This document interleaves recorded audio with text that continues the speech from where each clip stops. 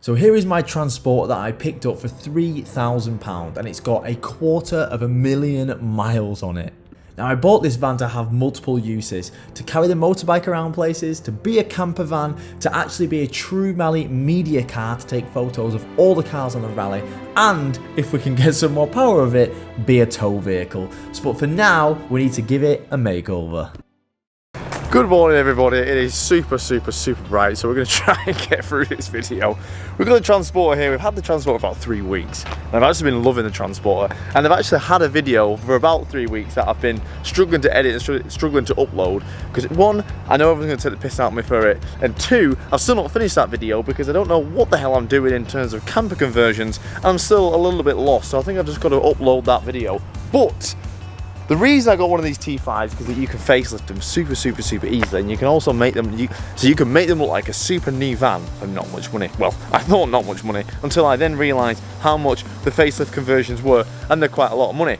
But huge thank you to Reg Plate King, huge thank you to Reg Plate King. They can make any custom plates for you, and they're just all around absolute legends. And because they're all around absolute legends, I have got a full T5.1 Sportline facelift kit. So today we're going to be taking this old T5 end off and we're going to be putting on the T5.1. Now I don't know how easy this is. I don't know if it's going to be as easy or harder than the Caddy. The Caddy was actually quite hard because I had to weld some things, but what I've been told is that you can actually keep the same wings. I'm not quite sure how true that is, but we're going to be finding out because we're going to be changing this front end for a T5.1 and it's sunny, so let's do it outside. Now, I've not watched a video on how to do this. I'm going to try and do this on my own accord, but this is a VW and I never really have that good experiences working on VWs, especially when it comes to getting bumpers off and things like that. But let's just start removing some things and aim to get the bumper off. Now we definitely have to take off the headlights before, so we have to take off the bumper to get the headlights off because it's actually sat inside, unless we can slide it out, but it looks like you've got 2 locator pins going into the wing here, so I think let's try and get the bumper off. Now I'm expecting nothing less than about 16,000 Torx bits. VW. Just praying none of them are rounded off.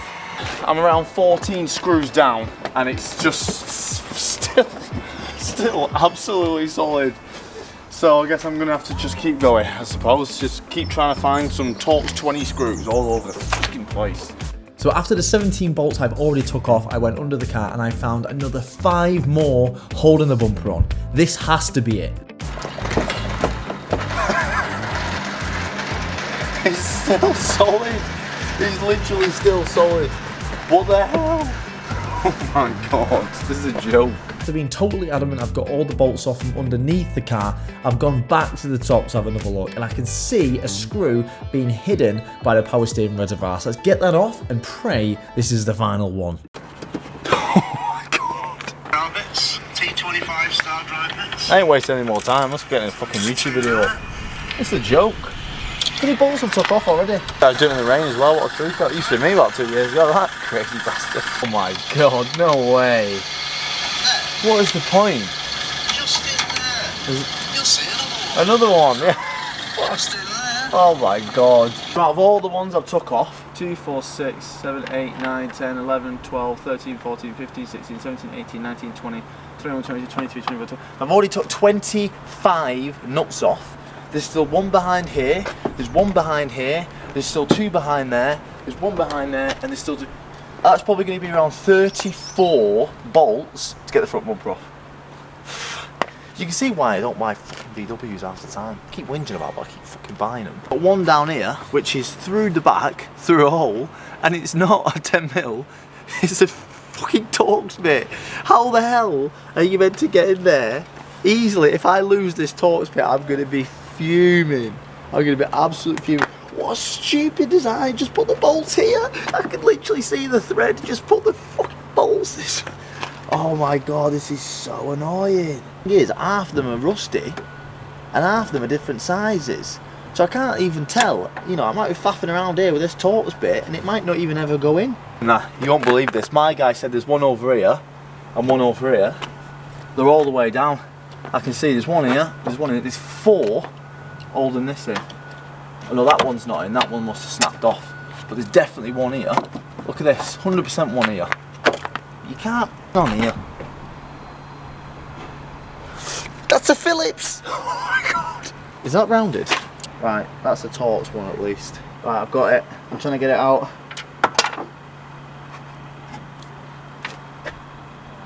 Oh my god, I've just dropped my Torx bit. Sorry VW enthusiasts, but this is getting heated. Right, then we've got to get these off. Oh my god. If you actually wanted to take this bumper off and actually not ruin it, you won't be able to do it. And then there's a few more in here somewhere. Hell yeah, there it is. Yeah, it's just getting worse and worse. So there's two 10mm nuts at the back here. Some smart ass has put Loctite bolts on it. So what it's doing is, obviously you've got the Loctite and the rust, so it's super hard to come off. Now all it's done is just cracked the captive bolt on the other side, so the whole thing's just spinning. I'm literally going to have to just cut the bumper apart. It's the only thing I can do. I've said it before, I'll say it again, and I'll keep saying it every video. A grinder is the only tool that works.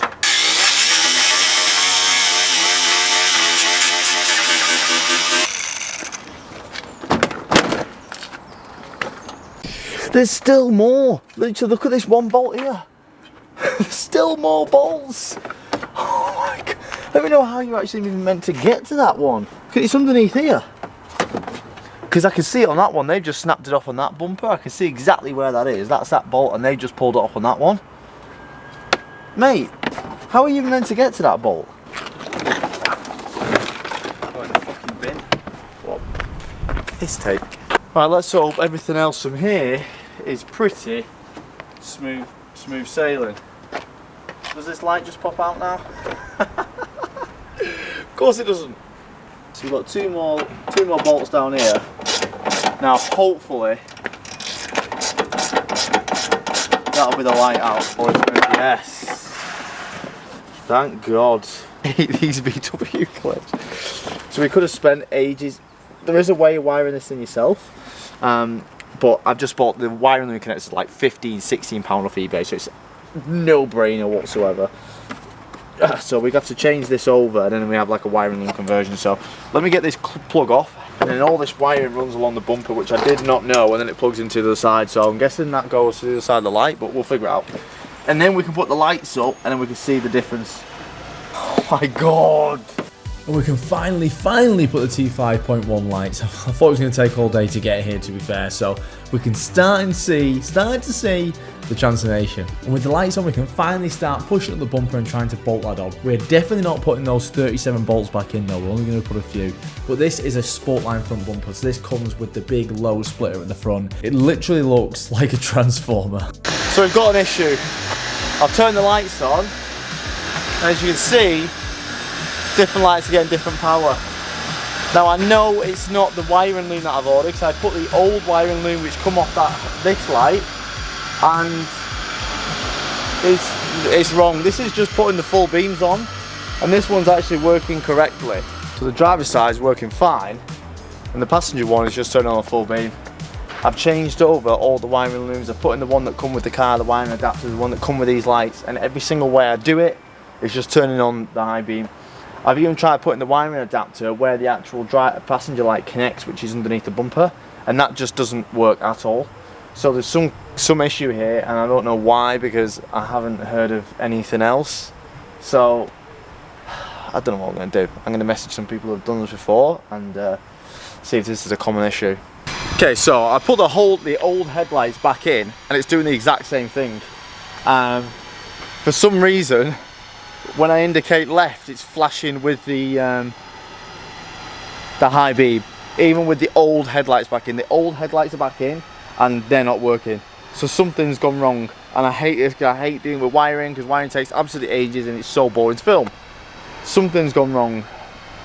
There's a ground. Something's not grounded properly. I have to take the whole front end off that. Why can't one thing I do just go to plan? Everything goes wrong when I'm working on a car, and I've not even touched anything. Like, I've not even unplugged anything. I've unplugged the headlights, and now it's all backwards. For some reason the coolant light is flashing when it never used to. It'll do it in a second. There, That's flashing, no idea why, because the coolant level is full.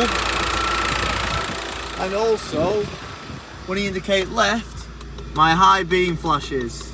So I don't know what the f*** gone on, but whatever's happened, the van's now f***ed. Right, so that's it. Oh, we've got power there. Yeah, we've got a side light now. Do you think that's it? Yeah, I reckon you had the loom wrong back to front.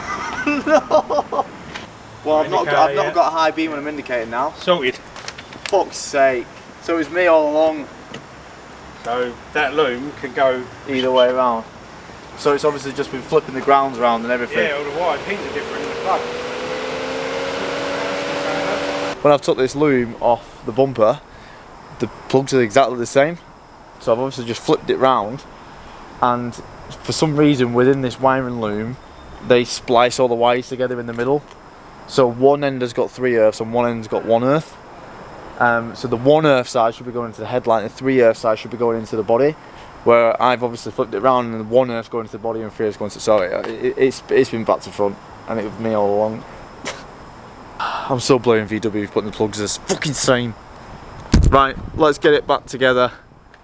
Fully back together, and at least that wasn't an all day thing. If that was like an all day thing and I've blown the body modules up, and I would have been fucking fuming. Okay, it's working. Oh my god, I'm so annoying myself. Right, should we continue with the transporter facelift swap after that little upsie? Let's get the let's change the bonnet. Anyway, let's get back on track. So we can put the grill in now as well, and it's actually starting to become a front end. So we've got to take the bonnet off. So there's 4 13mm on either side. I've also got to take off the water jets as well and just feed the washer cable back through.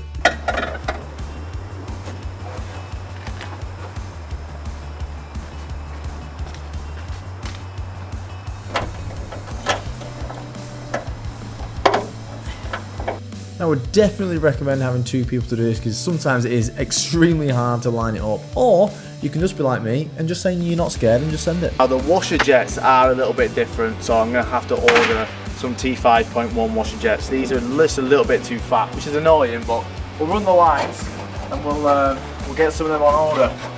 Now, I'm not a huge fan of the red accents and the tinted indicators, so we're going to remove those. The last thing we need to do with the bonnet is bolt on the hinge. Now, what I like to do here is I like to bolt it up by hand, so it's not fully tight, and then shut it, and it will maneuver itself where it needs to be. I can then open the bonnet and tighten it properly. Now, the original bonnet stay on the bonnet is actually riveted in, so I've just drilled it out the old bonnet, and we're going to rivet it into the new one. Now, final test, does it close? Looks like it. Now does it open? Shit. Oh. Wait, did it close?